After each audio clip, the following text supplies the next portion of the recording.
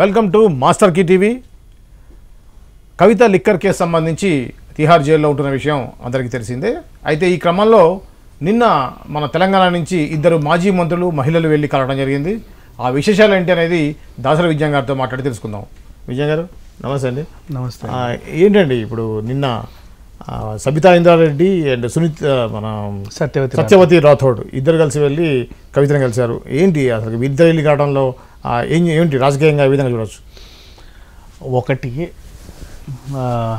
మీ నాన్నకి చెప్పు, నువ్వు చెప్తే వింటాడేమో, మేము పార్టీ మారాలనుకుంటున్నాం, నేను చెప్పలేకపోతున్నాము, మాకు కొంచెం ప్రాధాన్యత లేదు, అటో ఇటో వెళ్ళాలనుకుంటున్నాం, మీ నాన్నకి చెప్పని కండిషన్స్ అని పెట్టారు. ఆ విధంగా కూడా వెళ్ళొచ్చు. లేదు అనుకుంటే చాలా రోజులు అయింది వీళ్ళందరూ కలిసి కిట్టి పార్టీలు చేసుకొని అమలకల ముచ్చట్లు పెట్టుకొని ఆ సందర్భంగా కూడా వెళ్ళి ఉండొచ్చు. ఎందుకంటే ప్రతిసారి అమలకలందరూ కలిసిన ప్రతిసారి ఆమె కూడా ఉండేది ఒక టీం లీడర్ లాగా, ఒక షో స్టాపర్ లాగా.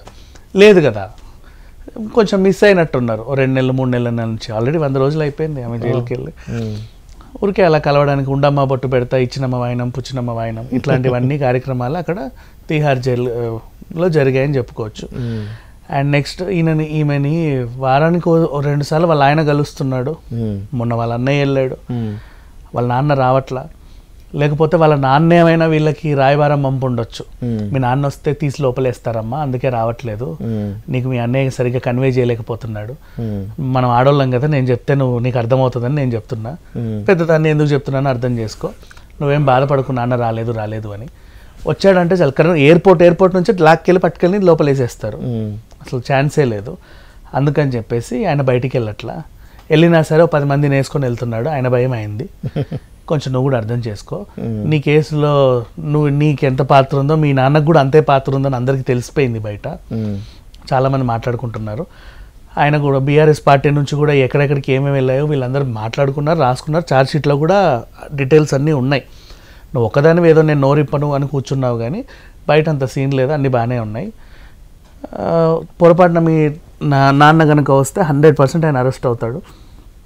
ఏదో రాయబారానికి వచ్చాము, చూసుకో, కొంచెం జాగ్రత్త, టైంకి తిను, టైంకి పడుకో, ఆ పుస్తకాలు ఏవో చదువుకో అని చెప్పేసి.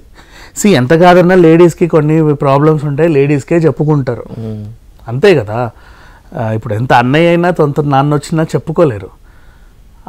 అమ్మకి కూడా కొంతమంది చెప్పుకుంటారు, చెప్పుకోలేరు, పరిస్థితి అట్లా ఉంటుంది. తోటి ఆడోళ్ళకే కొన్ని మాట్లాడుకుంటారు కదా. అందుకని చెప్పి ఊరికే ఒకసారి అలా గిల్లి రండి అని వీళ్ళిద్దరిని తోలితే పెద్ద మనుషులు ఇద్దరు అదే పనిగా వెళ్ళి చక్కగా ఆవిడ్ని గిల్లి వచ్చారు. ఇప్పుడు ఇద్దరు కూడా గతంలో మాజీ మంత్రులే, బీఆర్ఎస్ గవర్నమెంట్లో మంత్రిగా చేసిన వాళ్ళే. ఏమైనా ఆర్థిక లావాదేవీలు కొన ఉండొచ్చా? ఉండొచ్చు, 100% ఉండొచ్చు. ఎందుకు ఉండవు? ఎంత కాదనుకున్నా కవిత అదేదో లిక్కర్ దందా చేస్తున్నావంట కదా, తిలా పాపం తలా పిడికాడు, మాకు కూడా కొంచెం అని కూడా వీళ్ళు అనొచ్చు. లేదక్క ఇంత పెట్టాల్సి వస్తుంది, మనకి ఇంత వస్తుంది. అవునా సరే, నేను కూడా ఇంత పెడతా, వీళ్ళు ఎంత పెట్టారో మనకు తెలియదు కదా. మొత్తం పాపం ఆ 100 కోట్లు కవిత అని ఎందుకు అనుకోవాలి? ఇంకొక 5 కోట్లు వీళ్ళవో 6 కోట్లు వాళ్ళవో కూడా ఉండొచ్చు కదా. తరచుగా ఇప్పుడు వీళ్ళు కలిసి బిజినెస్లు చేసుకునే మనుషులే, ఒక గూటి పక్షులే అందరు ఇంతకు ముందు బీఆర్ఎస్లోనే. సేమ్ నువ్వు ఒకదానివే బాగుపడితే ఎట్లా కవిత, కొంచెం మాకు కూడా చూడు. ఎంత కాదన్నా లిక్కర్ దందా బాగా ఉంటుంది, బిజినెస్ బాగుంది, మంచి పాలసీ అంట, నాకు మా ఆయన చెప్తే తెలిసింది, నువ్వు ఏదేదో చూడు, నాకు మా వాడు చెప్తే తెలిసింది, నాకు మా పిల్లోడు చెప్తే తెలిసింది, అదేదో చెయ్యి అని చెప్పేసి వీళ్ళు కూడా అడిగి ఉండొచ్చు. ఈమె కూడా సరే అని ఉండొచ్చు.